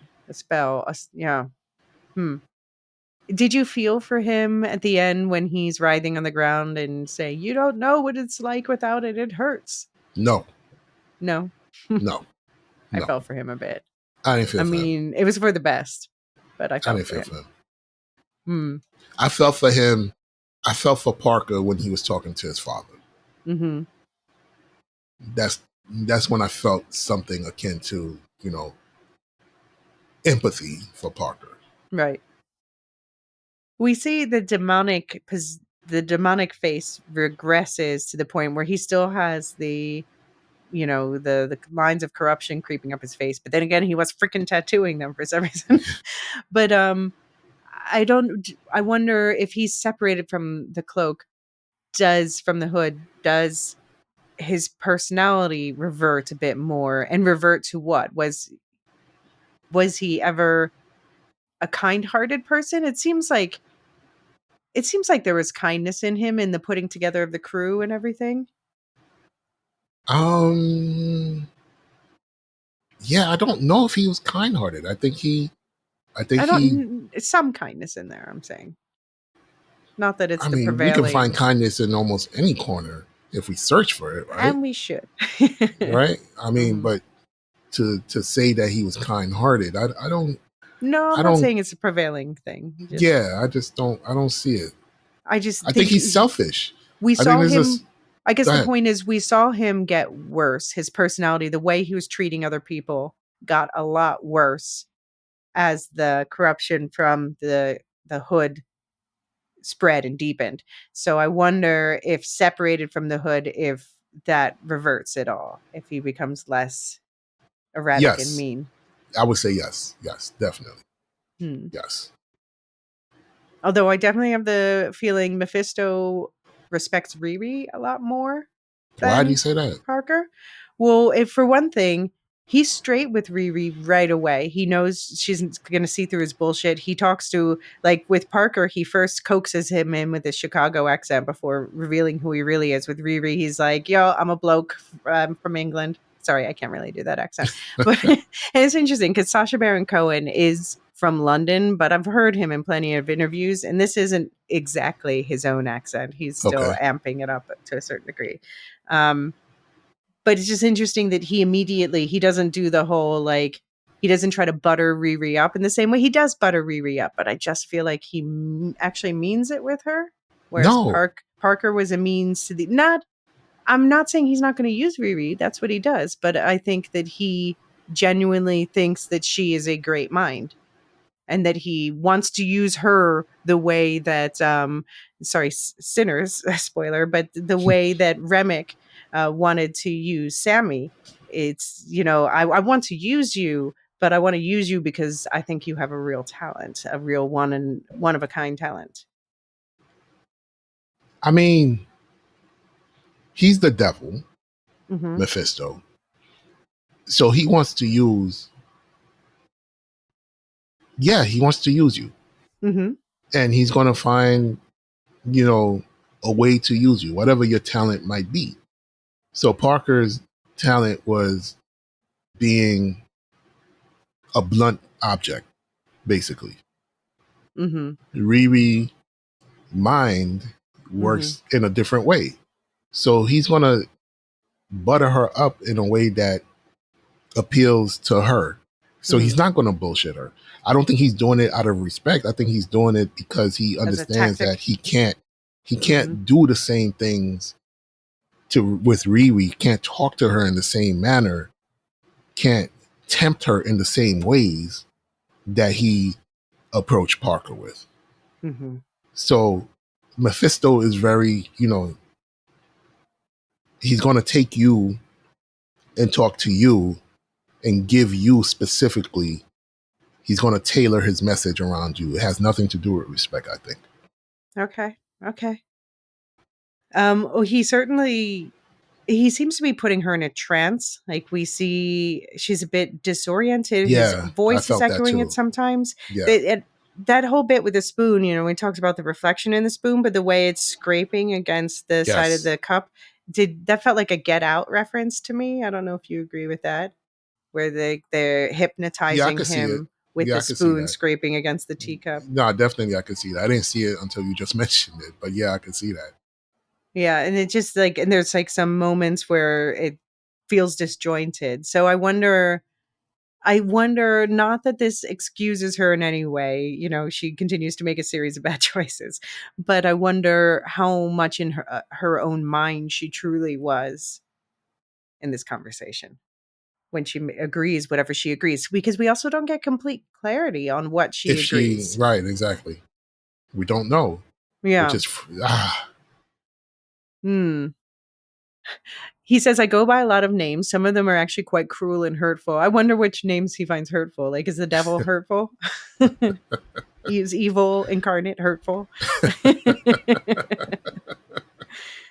But I also love, like, for people like us who, for every one of us that there is who's been like waiting for Mephisto to finally appear in the MCU, yeah. especially since WandaVision, there's way more people out there who are going to have the response that she has. Mephisto? Is that supposed to mean something to me? And I love how he's like, Dormammu? Man, Yeah, come what are you on. talking about? Hey, A I can't punk. even wipe my ass. What are you talking about, Dormammu? Like, you know who I am? Like, he can't even get into this realm. Yeah. You know what I mean? He can't even break into this realm. What are you talking Yeah. about, Dormammu? That That is was that was very cool. of the comics, like all those types of entities are always talking shit on each other. Like, Yes, no, come yes, on. yeah. And we find out, I'm intrigued by all the teases of his clients. That Shakespeare was one is not a huge surprise to me, because there is a lot of theories around that the man we think of as William Shakespeare was actually an illiterate man from the countryside who was given credit for writing all these plays to Mm. protect a noble person, a noble writer who couldn't out themselves as a playwright, because that was definitely not respectable in the 17th century. I Um, hope that's not true. at that time. Yeah, I don't know, but yeah, but that's definitely what they're playing on there. Forbes 100 richest list, all of it. Yeah, that's not surprising. But Tony was on Forbes. I mean, does that mean Tony hey, made a deal with him at some point? hey, hey. I mean,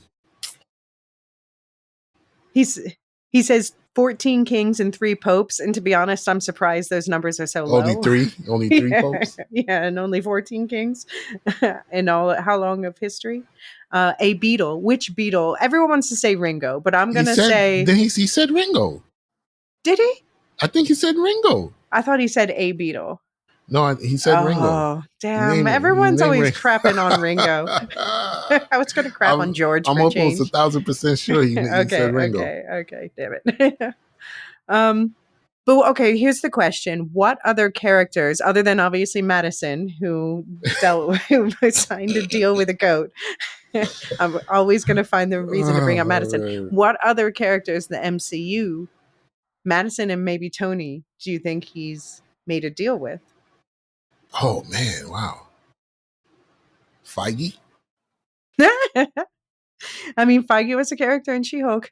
Like, he made a deal with Feige, definitely. Who else? I Wow. mean, I mean, Kingpin?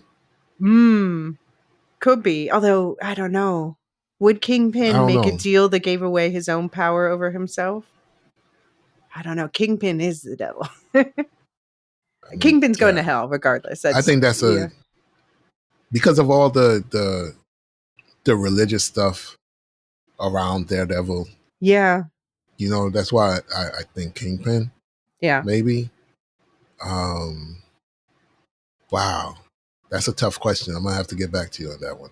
I wanted to, like, I was wondering, okay, is there some, obviously Mephisto's a character you just brush up against in various comics. And obviously I've most come across him in the comics where, say, famously, he's involved in the creation of Wanda's kids, you know.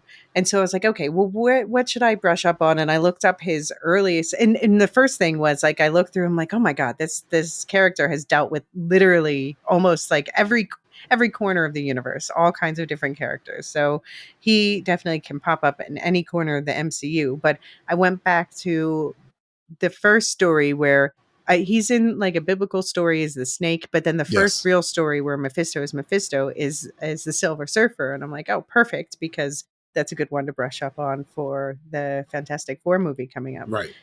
But what if Mephisto popped up there? I mean, yeah, I I wouldn't guess be it's upset. packed with Galactus and everything, but still. And No, but maybe Doom. yeah, but this is still a story about the end. We're talking about Doomsday and what comes after Doomsday. This is a story Mm-hmm. about the end of the Marvel Universe. Mm-hmm. So The devil should it play a it role. would, yeah, definitely. So I could absolutely see him pop up in the future, those two future movies. Yeah. Yeah. Yeah. Maybe not in FF, not in Fantastic Four that comes out in 3 weeks, but definitely in Doomsday or Secret Wars. Yeah. Okay. Okay. Fair. Let alone whatever other television series that we might get. Right. Somebody wants to be a famous Hollywood actor. I heard there's a series about that person coming out. Right. Right. Wonder Man would. Yeah. Right. I could totally see Wonder Man making a deal. Yeah. All right. So another character we need to have wrapped up. Can I admit that I feel like the asshole here? Oh But boy. I was kind of almost I was disappointed that we didn't get AI Natalie back because she had a lot of cool features. Um. Yeah. I again, I don't know if they better have a season two. There better be a season two. There better be a special something. Um, because I need to know if she made the deal with the devil and brought Natalie back to life. Yeah. For sure. Because as it ended, you know, I'm looking at the television in disbelief that after all she had just witnessed, after all she had just gone through, that she would accept this deal, Mm, right? yeah. And if she did accept the deal, I need to see exactly how it plays out for her to come through as a better person. Mm, Because right now, Riri is not a good person. mm-hmm. The series does not leave me with Riri good vibes, No. No, she did. right? Yeah, she did bad things, especially at the end. Yeah. Right. A lot So of questionable things, at least. And yeah, starting, especially, I mean, we see her from the very beginning. I mean, even when we see her, like the first scene we see her in Wakanda Forever, she is selling homework to kids. right, right, right. So you know, I need to see her become better than what she is currently. Like she has the capacity to be a hero, right? And right now she's not. And the way they ended it makes it clear that she's not a hero right now. And I don't know if, AI Natalie if she deserves AI Natalie. Let me just say it that way, right? Because this is not her Natalie that she's going to. This is she's making a deal. If she's made this deal, a deal with the devil to bring somebody back to life, we know this is not the person that she lost. This is an alternate universe, different timeline. If that's the way that they go, they've branched into something else. I just realized I've been muted that whole time.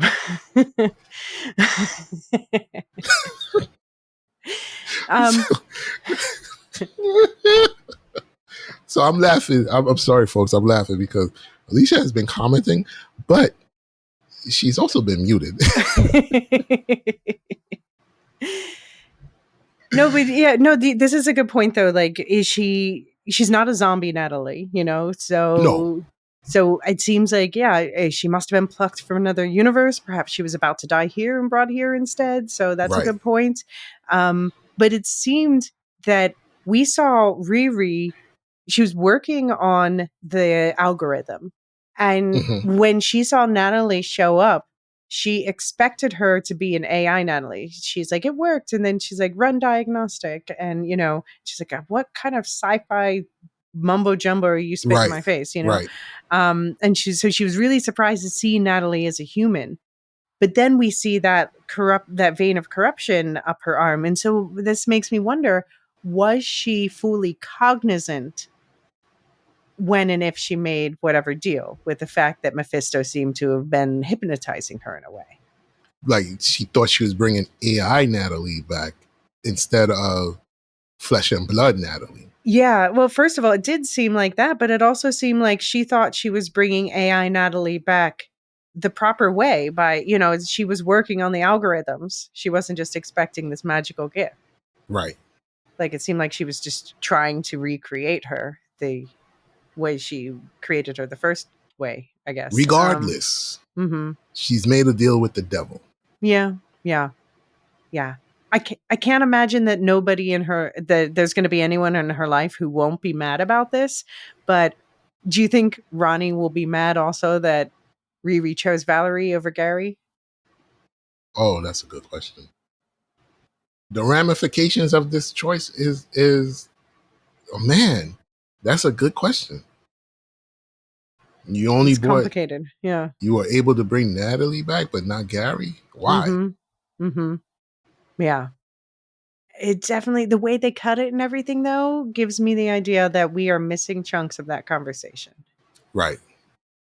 So, Right. yeah, that's the question. Like, is Ironheart season 2 an option? It seems unlikely at this point. Do they have? It does seem like in interviews with the showrunner and producers and stuff, it seems they can't talk about what they know, because we know how the Marvel machine works with everyone's on a gag order. But their silence on certain questions, it feels like they know that these characters, or at least some of these characters, were set up for future projects that are coming. So is that going to be more TV shows? Is that going to be the movies we know of? I mean, we've heard rumors of, brought it up earlier, Champions, which would be a good fit for Riri, like the young group banding together, Strange Academy, which obviously good for Zelma. Yeah. Parker Robbins meeting up with Zelma at the end. Is that a setup for Strange Is that Academy? yeah, right. Or Right. could Parker Robbins be part of the also rumored Midnight Suns, which would be like Blade and Werewolf by Night and all that darker side of the universe? Ghost Rider, finally. um, I don't know. Do you have any thoughts about where we might see any of these characters next? I don't. I don't. I haven't thought about it. I haven't given much thought to where they possibly could be. Because quite honestly, I don't know what Feige is going to do. I just don't know.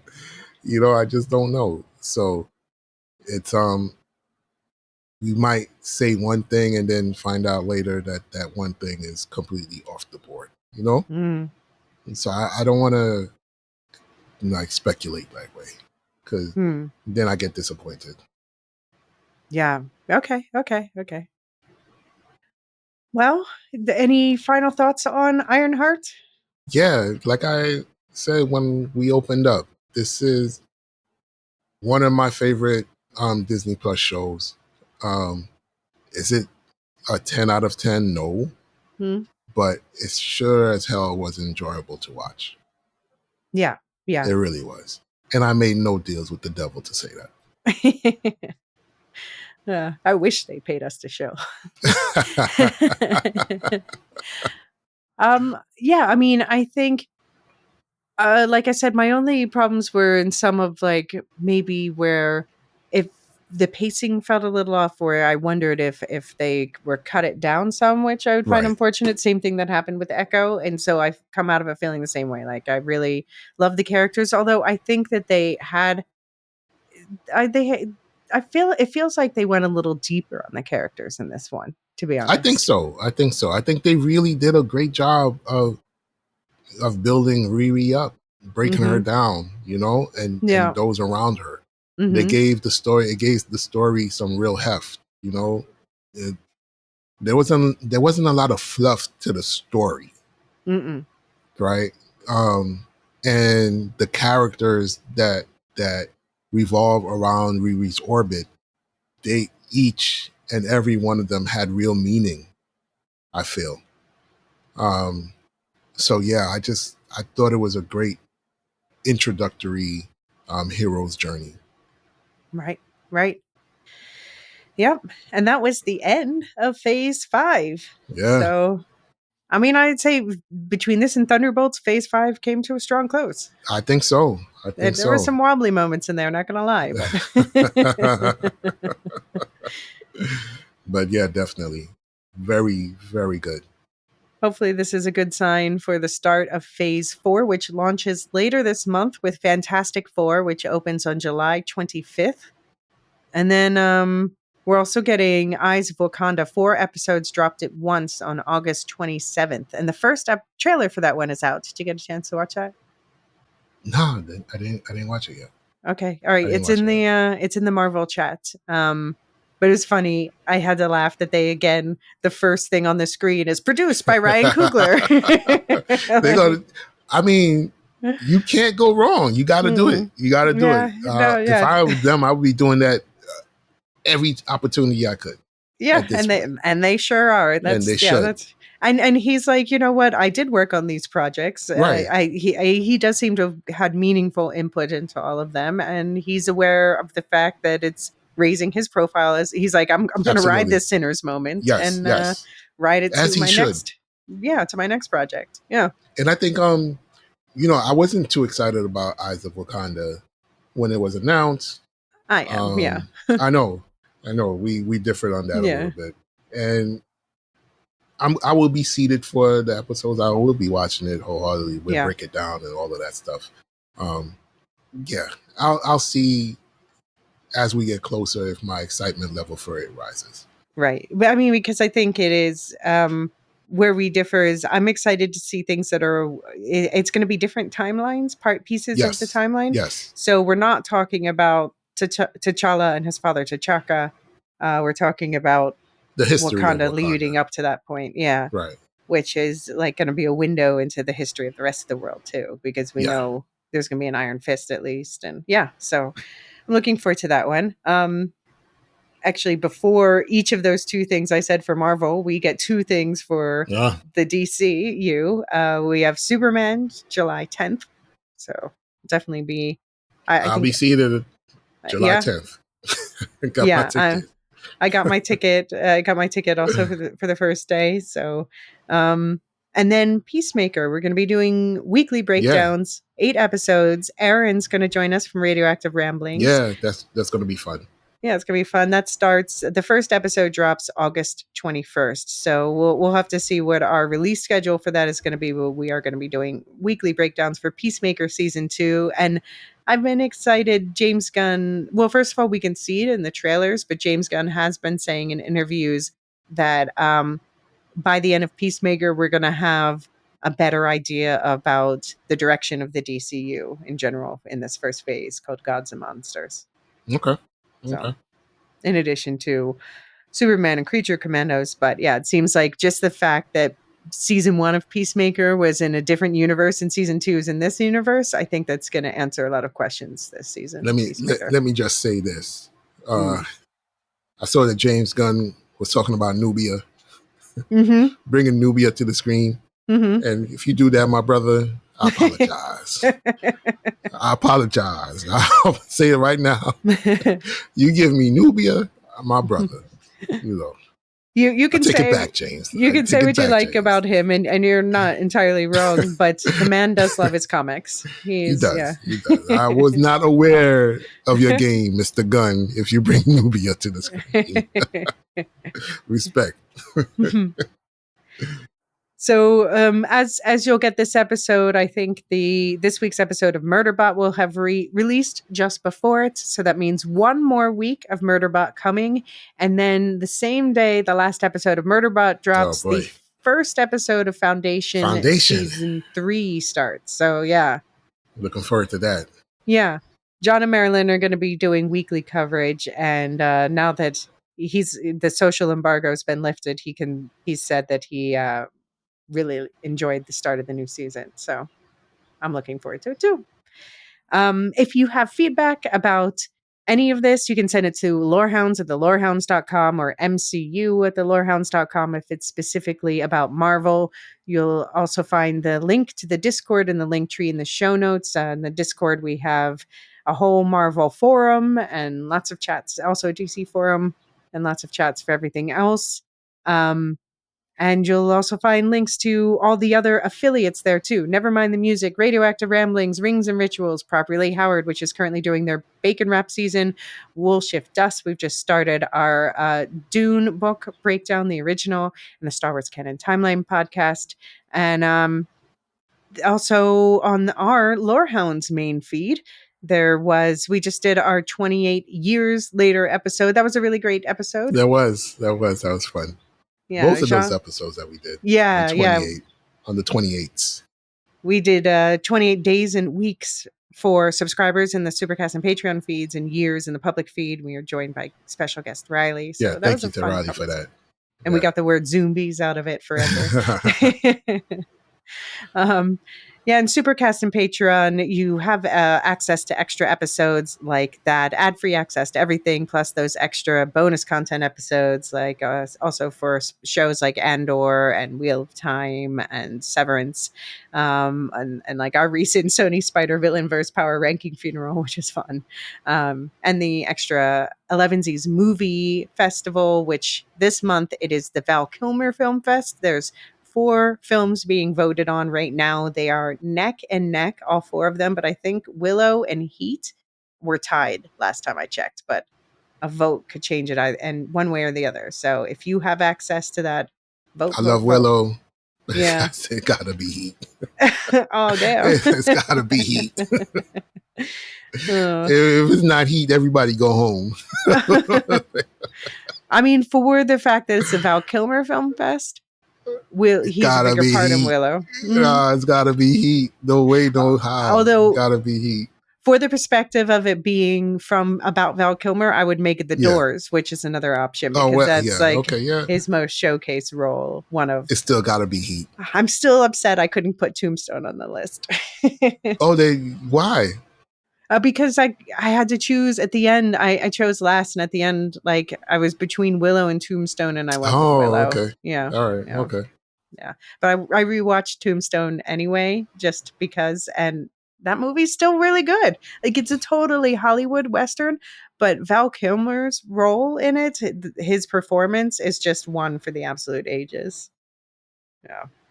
Anyway, so all that extra stuff for Supercast and Patreon, but we'll see you back here in the public feed for with our Superman, Fantastic Four, Eyes of Wakanda, Peacemaker, a whole bunch of other stuff, Foundation coming out weekly. It's going to continue to be a busy place to talk about nerd culture. And all right, I pulled a mystery one from the Synthwave folder this time in honor of the eclectic soundtrack and in honor of my favorite of the Ironheart intros. This one is called Asphalt.